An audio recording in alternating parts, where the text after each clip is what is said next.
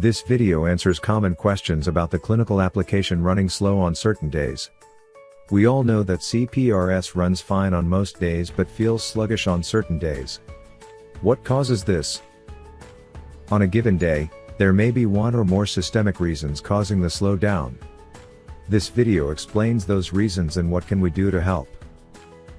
The uninformed users sometimes make wrong assumptions about what causes CPRS to slow down. Specifically, without any proof, some users claim that Brillians slows down CPRS. This is simply wrong, and, technically impossible. This video explains why that is impossible. From CPRS perspective, there are three subsystems which can affect its performance. 1. The Windows environment in the workstation where CPRS is running. 2. The network which the data travels on, and 3. The Vista server which stores and supplies data to CPRS. If any one of these subsystems is having a bad day, the CPRS and other clinical applications may feel sluggish. The one subsystem we have control on is the workstation we are using. Sometimes, Windows runs background processes like the antivirus programs, or the system scanning, which slow down all the programs. We do not have control on such background processes. Note that if any process is using the CPU too much, for example, more than 30%, then it may slow down all other programs. However, there is no way for one application to slow down just one other application, but not affect the others.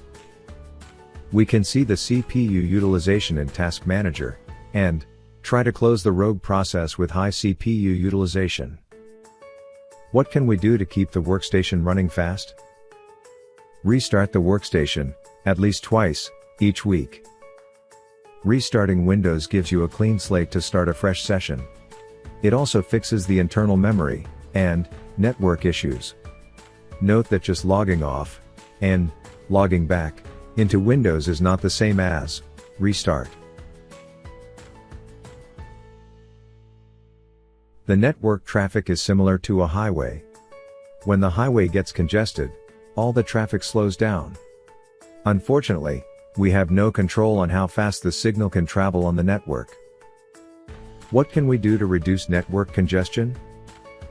We know the videos and the images take up too much network bandwidth. 1. Avoid using TMS-related and other videos during the peak work hours. 2. If possible, do not leave Vista imaging running all the time. When you change the patient in CPRS, Vista imaging loads lots of imaging data for each patient. In most cases, we do not need that data. The Vista system is the database which stores the clinical, human resources, accounting, and many other types of data.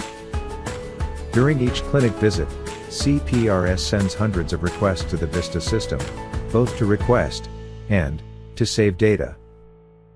Normally, the Vista system is incredibly fast. It can supply data to hundreds of users almost instantly. However, there are times when the demand for loading and saving data exceeds the system's capacity. At such times, the Vista response may be slow, and CPRS has to wait for data, making it feel sluggish. Unfortunately, as end users, there is not much we can do to help this situation. As you can see in Task Manager, Brillians uses very little memory and CPU compared to many other applications. Normally, Brillians CPU use is close to zero. Only while loading a new patient, for a few seconds, Brillians' maximum CPU use may go up to 10%. This level of CPU usage does not affect the system performance. Unlike CPRS, Brillians does not make frequent requests to Vista.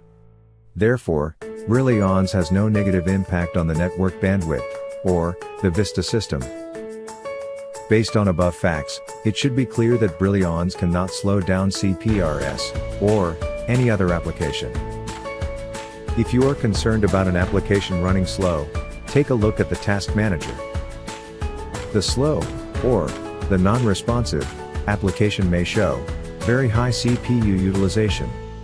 If possible, using the Task Manager, shut down the application with high CPU utilization.